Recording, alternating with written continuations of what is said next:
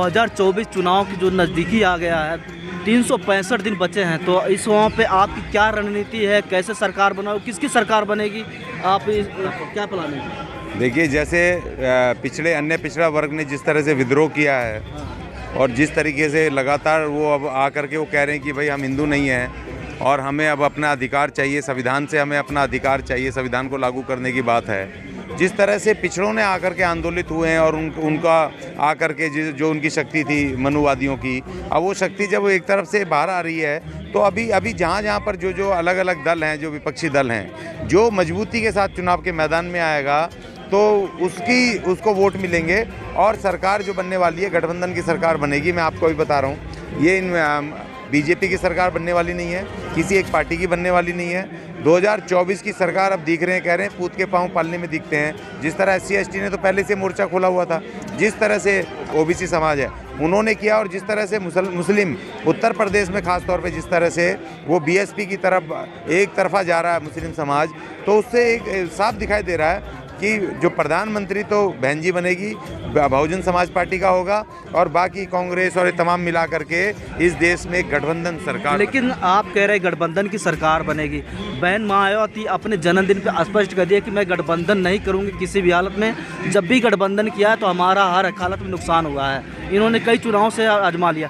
दूसरी बात, हमारी क्वेश्चन है कि मुस्लिम समाज के लोग अभी BSP से नाराज़ हैं। कैसे कह रहे हैं कि BSP के साथ मुस्लिम समाज आ रहा है? देखिए, पहली बात तो ये है कि गठबंधन दो तरह से होते हैं। एक तो पहले होते हैं, चुनाव से पहले होते हैं, प्री पोल, और एक होते हैं पोस्ट पोल, जो चुनाव के बाद होते हैं। जब पहले जो होते हैं वो सब मिल करके लड़ते हैं, तो जो मिल के लड़ने वाला जो हमारा जो अनुभव है, BSP का अनुभव, वो बहुत ही खट्टा है, ख़राब है, ठीक है ना, वो कड़वा है। क्योंकि हम तो मेहनत कर देते हैं BSP के लोग, लेकिन वो वहाँ पर दूसरे जो पार्टी हैं उनके लोग BSP को ना वोट करते हैं ना समर्थन करते हैं। इसलिए बहन जी ने बिल्कुल सही फैसला लिया है। चुनाव तो हम अकेले लड़ेंगे, लेकिन जब वहाँ पर हम 40 से 50 सीटें जीत करके उत्तर प्रदेश में, और जब कांग्रेस जीतेगी 150 सीट के आसपास, जब उधर शिवसेना और वहाँ पर प्रकाश अंबेडकर जी का गठबंधन हो गया है महाराष्ट्र में, OBC साहब, और उधर तमाम लोग वहाँ पर स्टालिन, और वहाँ पर ममता बनर्जी, और उधर RJD, और ये जब सब मिलकर के ताल ठोकेंगे और जब अब लाएंगे 300 के ऊपर ये जब सीटें लाएंगे, तो जब एक गठबंधन होगा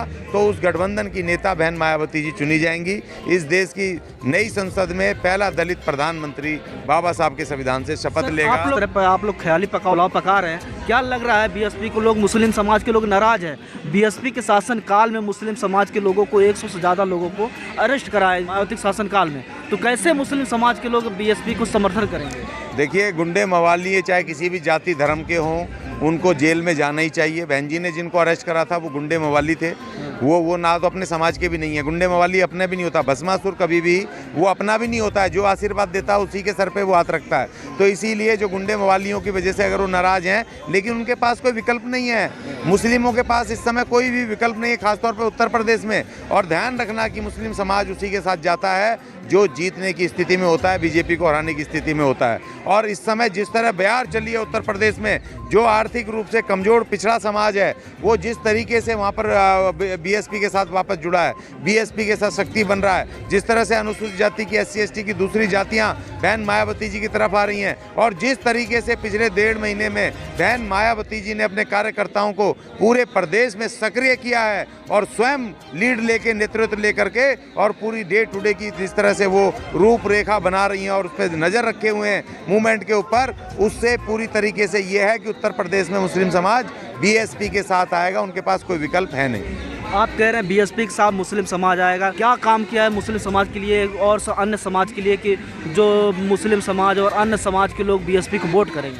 देखिए, पहली बात तो है कि BSP बहन जी ने जो लॉ एंड ऑर्डर था उनकी सरकार में, आज भी याद करते हैं। तमाम जातियों के, धर्मों के लोग उसको याद करते हैं।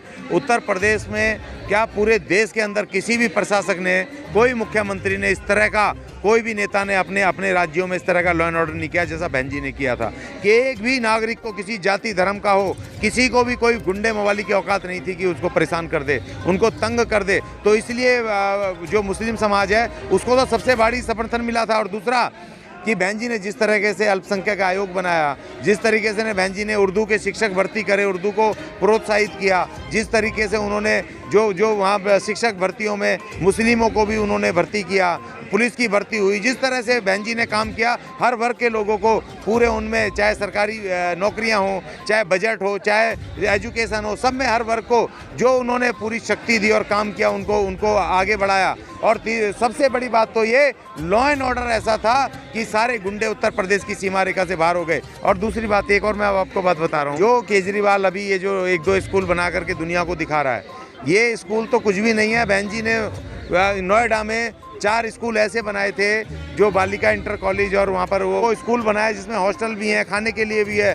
और इतना खूबसूरत कि उसको देखते ही एक वानगी बनती है, आदमी देखते रह जाए। उसकी एजुकेशन, हर चीज़, एक तौर तरीके, जिस भी तरीके के, तो वो बहन जी का जो एजुकेशनल प्लान था वो आज लोगों के दिमाग में है। बहन जी ने घर दिए कमज़ोरों को, मुस्लिमों को, जो वहाँ पर आपकी जो आवासीय योजना बनी, जो काशीराम जी के नाम पे, अम्बेडकर जी के नाम पर जो आवासीय योजना बनी, उनको मुस्लिमों को दबा करके जो इनके घर नहीं थे उनको घर मिले। तो ऐसा नहीं है, देखो मुस्लिम को आना, लेकिन घर दिए, ऐसा घर तो देना हर किसी को, लेकिन बहन मायावती ने जो विकास किया है, खास करके पत्थरों में ज़्यादा पैसे खर्चा किए, कैसे कह रहे हैं विकास को? कौन सा विकास? तो ये भी तो करते हैं, इन्होंने भी तो पटेल जी की मूर्ति बनाई है। हाँ। इन्होंने क्यों पैसे नहीं खराब करे?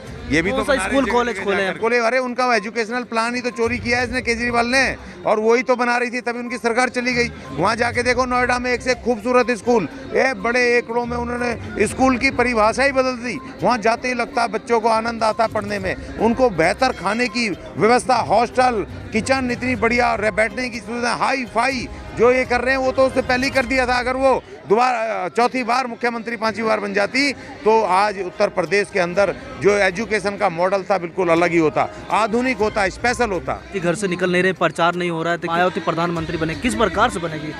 देखिए, मैं अभी आपको बता रहा था, पहली बात गोदी मीडिया है, उसके ने प्रचार कर रखा, बहन जी निकलती नहीं है। पिछले 1.5 महीने से उत्तर प्रदेश में हाहाकार मचा हुआ है, आप कह रहे हो कि निकलती नहीं है। और आपको मैं अभी बता दूं, लेटेस्ट की 12 फरवरी से बहन जी ना केवल उत्तर प्रदेश में, पूरे भारत में वो मिशन 2024 वो चलाने जा रही हैं। पूरा प्रचार होगा बहन जी। अब आपको सड़कों पे ही दिखाई देंगी, अब आप सड़कों पे उनकी बाइटें लिया करना। बहुत शिकायत थी ना आपको, चलो उनके पीछे पीछे पूरे तो जुमला है सर, कहाँ बहन जी सड़कों पर आएंगे? 12 फरवरी से पूरा प्रोग्राम बन चुका है, पूरे प्रचार की तैयारी है, से लेके और कन्याकुमारी और कश्मीर सारा छान करके मिशन 2024 बीएसपी का बहन मायावती जी मैदान में कूदने वाली हैं। आदित्यनाथ जिला का नाम बदल रहे हैं, वो तो बता, इनका काम ही क्या, नाम ही बदलेंगे। वही काम मायावती ने भी किया था अपने शासनकाल में। नहीं, बहन जी ने किया था तो नए उन्होंने जिले बनाए थे, नए जिले बना करके नई व्यवस्थाएं करी थी, और जो बड़े बड़े जिले थे उनको छोटा करके प्रशासनिक सुविधाएं वहाँ के लोगों को दी,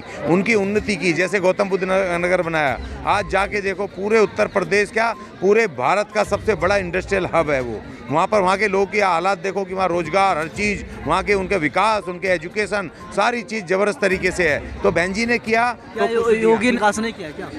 वो तो दिख रहा है क्या विकास करा, आपने देखा ही है ना। रोजगार कहाँ भाई? देखो, विकास जब होता है कि जब आम जन के, जो एक सामान्य नागरिक है, जब उसके जीवन में आर्थिक उन्नति होती है, शैक्षणिक उन्नति होती है, जब उसको खुशी मिलती है, उसके कपड़े बदलते हैं, जब उसके घर का डेकोरेशन बदलता है। टीवी पे चल रहा है कि हमने विकास किया है, और आपको विकास दिखाई नहीं दे रहा है। देखो, मुझे तो दिखाई नहीं दे रहा, मुझे भी दिखा दो, हो सकता है मेरे पास वो चश्मा ना हो जिससे वो दिखा रहे हैं। अब वो वहाँ हो रहा है, जी न्यूज़ पर, आज तक पे, वहाँ बैठ करके विकास हो रहा है, तो वो विकास मुझे तो दिखाई नहीं दे रहा। अब मुझे भाई दिखाऊं ना, मेरे जीवन में विकास कहाँ से आएगा? मैं अनुसूचित जाति का आदमी हूँ भाई, मेरे हिस्से के पैसे दे दो, मेरे जब तो विकास होएगा ना, मुझे भी दे दो यार। तुमने अंबानी, इसको अडानी को दे दिए, LIC ने, और इसने सब डूब गया 5 लाख करोड़ से ज़्यादा। मुझे तो आप सिर्फ, मेरे को 5 लाख रुपए चाहिए भाई घर खरीदने को, मुझे 5 लाख रुपए तो दे दो, मेरे हिस्से का ही दे दो भाई। तो मैं तो तब तो विकास मांगू, मैं बेघर हूँ भाई, मेरे पास घर नहीं है, मेरे पास रोजगार नहीं है, मुझे पहले दे दो रोजगार, घर, तब मैं कहूँगा हाँ जय हो मोदी जी की, विकास हो रहा है। भैया मेरे पास नहीं, एक आदमी आप दुनिया का नंबर 3 का मालदार बना दो उसको, जो भी भ्रष्टाचार में होकर के वो भी अब उसने देश लुटवा दिया, बर्बाद कर दिया। और मुझे मेरे 5,000 रुपये अगर एक किसान ले ले, कोई गरीब ले ले, मेरा SC ST का आदमी अपने काम के लिए ले ले, तो तुम उसका ठेला उठा के ले जाओगे ना भर पाए तो हम उसको उठा के जेल में डाल दोगे, उसके खिलाफ केस बना दोगे। अरे डूब मरो, 5 लाख करोड़ रुपए डुबाने वाले को जेल में तो डालो, वो भागने वाला है, बोरिया बिस्तर समेत भागने वाला, अफवाह फैला रहे हैं सब आप लोग। वो ऐसे ही कह रहे थे, किंगफिशर का मालिक भी भागा था ना, और जो दूसरा एक और भागा था नीरव मोदी, वो भी भागा था, बड़ा देशभक्त है जी, नहीं जाएगा, और वो भाग गया। वो रातों रात पता नहीं कहाँ से भागते हैं, समझ नहीं आती। एयर इंडिया और पता नहीं कहाँ से जाते हैं, कुछ समझ ही नहीं आती। वो जो किंगफिशर का मालिक था वो तो संसद में राज्यसभा सांसद था, यहाँ की कार्रवाई से होकर के एयरपोर्ट में गया और सीधा भाग गया, पता नहीं चला कहाँ भाग गया। सफ़ेद पासपोर्ट होता है, पता है सांसदों का, सफ़ेद पासपोर्ट से भाग गया और हमारे हजारों करोड़ रुपए लेके भाग गया। कितने 18,000 करोड़ रुपया तो सिर्फ बैंकों का ही ले गया। तो भैया ये भी भागने वाला है, चिंता मत करो।